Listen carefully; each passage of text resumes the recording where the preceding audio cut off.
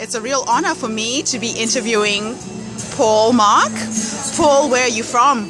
I'm from Quinhagak, Alaska, rural southeastern village, 75 miles away from Bethel. Okay, so how did you get involved with this Taco Bell program?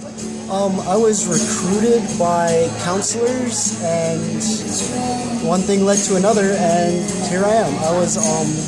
I came from the village, and I filled out an application and ended up in Bethel for school.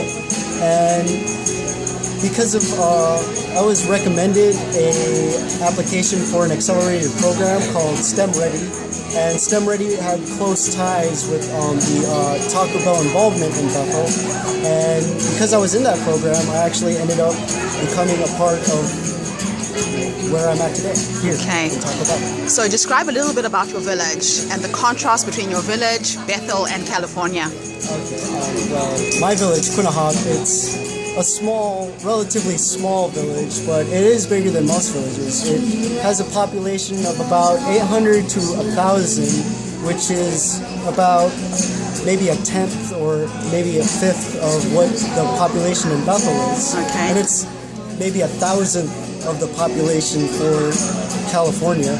Okay. So the entire community of Quinhagak is just about a small piece of Irvine, California. Wow. It's relatively small. I mean, you could take a half-hour walk and be from one end of the village to the other. Okay. And what facilities are there? Is there electricity? Is there running water? I'm just trying to get an idea of the contrast between where you're from and where you are today. Quinhagak recently received funding for plumbing for most of the housing units, so that most of the villages have running water. Okay. But a great deal of the housing units there are 50, 60, or even older years old, and they still rely on labor, where they have to like pack gallons and gallons of water for survival, and they have to dump their wastes out into honey buckets and whatnot. Okay. So there's quite a big difference between where you're from and when you came to Bethel and now coming to California. What was that like for you? What was the one key thing that has been fascinating about the feeling of knowing that there's so many other people out there. Okay. The feeling of just, being able to be around people who are so different from one another. That's what I love most about this trip, of why I'm here, is because it's given me the opportunity to realize who I am and that I could be different, and I would not be shunned for being different. Shunned for being different, right. Yeah, it's just what I love. What I love most about that. It's just the ability to know that there are different people out there and that I could be different too. And it's okay. Yes. It's okay. All right. So, because I'm different, I'm from Africa, right? Yeah, I'm from halfway across the world.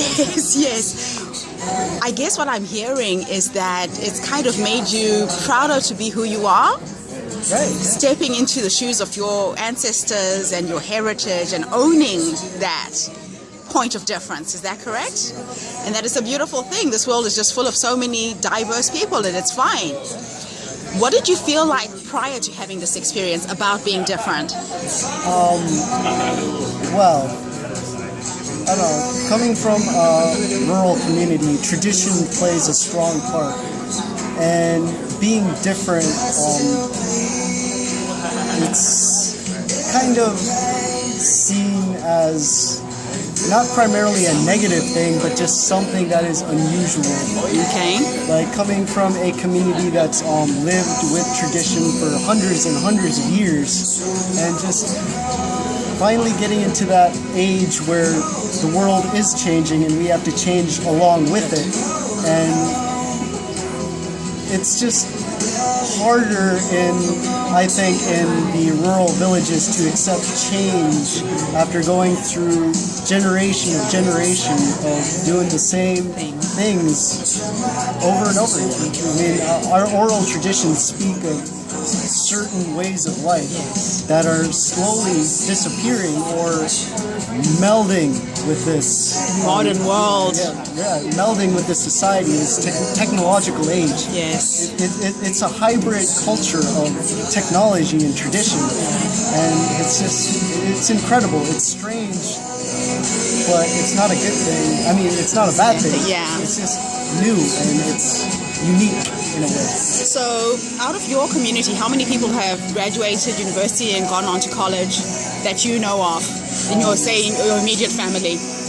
Well, none of my family has graduated. I'm the only one in my family of 8 who has actually made it this far from the village. So it's a unique opportunity for me, but there are others. We have a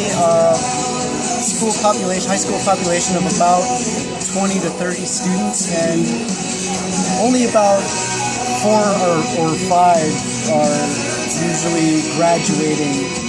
To go on to college. Yeah, and going to college. Okay. So very few have the opportunities to get a higher education. Right. So what do you think is going to be the impact of you going back now with what you've learned and what you've seen, and how do you think you're going to make a difference in terms of being the mentor like the mentors you've had here? Well, I think I could take my experiences and just show those who have not traveled far enough, to show those who lack the means of experiencing the world, and just show them that there are ways to get there, because I had nothing growing up, literally.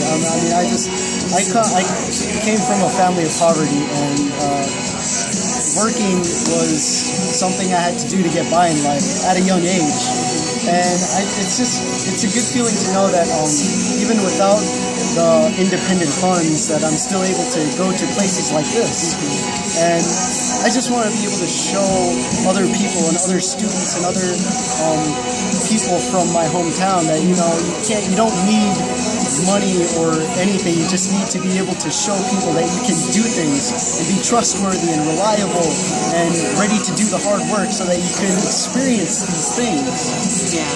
So what I'm hearing is that you are a dreamer and you have big dreams, and sometimes your dreams and your goals are all that you need, right? Right.